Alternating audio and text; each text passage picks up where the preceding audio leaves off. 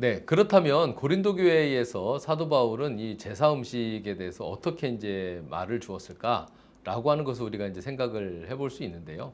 이 음식을 먹고 제사 음식이라고 하는 것을 우리가 먹는 것 자체가 양심에 걸리고 이것을 내가 모르고 먹었어도 어느 순간인가 돼서는 굉장히 불편함이 생길 수 있겠죠. 그리고 이거를 가지고 다른 사람들과의 갈등이 일어나기도 하고 스스로 불쾌함이나 죄책감이나 이것 때문에 못 살아남는 사람들도 굉장히 많이 있습니다.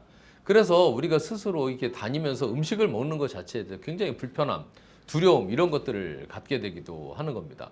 그래서 이걸 어떻게 정리를 할 것인가 라고 하는 것을 고민을 해봐야 할 것 같습니다. 최근에 어떤 형제한테 그런 질문을 들었습니다. 어느 음식점에 갔는데 음식점 입구에 하얀 실과 북어로 이렇게 돌돌 말린 게 달려 있더라. 그 식당에서 내가 음식을 먹는 것이 맞는 거냐? 라는 이런 질문을 했거든요. 뭐 여러분들도 주변에 보면은 뭐 그런 이제 입춘대길이라고 써붙인 곳이라든지 아니면 또 부적이 이렇게 입구에 있다든지 이런 식당들을 가게 되기도 할 겁니다. 그러면 그런 곳에 가서 여러분들이 음식을 먹을 때 죄책감을 갖지 않는지 또 그런 혼란은 없는지 물론 그 친구가 너무 강하게 또 강박적으로 그것에 대해 예민한 건 아닐까라고 생각을 할 수도 있는 거죠. 그런데 사도 바울은 우리들에게 명확하게 이야기를 해주는 것이 음식을 먹을 때 기독교인에게 그 음식들은 우상에게 제사를 드리는 음식이냐 아니냐가 중요한 것이 아니라 우리의 마음에 오직 살아계신 하나님 한 분, 그분을 위한 마음이 있느냐 없느냐가 더 중요하다는 거죠.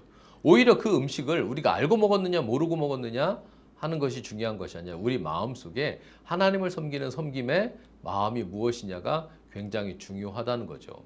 그래서 우리가 그 음식을 먹을 때에 나를 위해서 먹을 것이 아니라 상대가 시험에 들지 않게 상대를 배려하면서 음식을 먹을 수 있는 마음들을 가지라는 거죠. 어쩌면 율법적인 믿음에서는 그 구절이 옳으냐 그르냐 이것을 이야기하겠지만 실제로 우리 삶에서는 더 중요한 것은 존중과 배려를 어떻게 할 것인가 하는 것이 기독교의 율법의 정신이라고 할 수가 있습니다.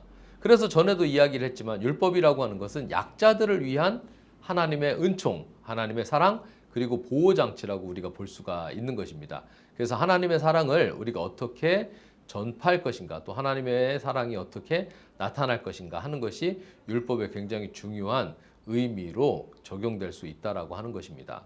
그렇기 때문에 여러분들이 믿음이 있다고 한다면 어떤 음식을 먹든지 간에 마음에 하나님이 함께 계시기 때문에 해를 받지 않을 것임을 믿는 것이 더 중요한 일이라고 할 수 있겠습니다.